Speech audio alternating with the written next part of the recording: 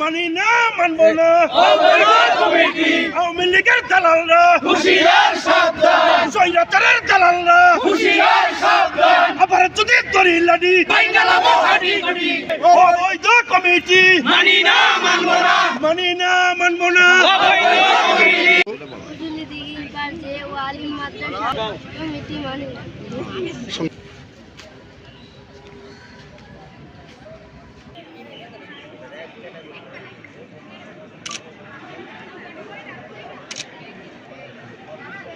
Super সহ তারা অবৈধ কমিটি করে লক্ষ লক্ষ টাকা খেয়ে এই মাদ্রাসার কমিটি দিয়েছে এবং তারা সামনে নিয়োগ বাণিজ্য করতে যাচ্ছে। তারা এই আওয়ামী লীগের দালাল দিয়ে কমিটি করে কমিটি জমা দিচ্ছে।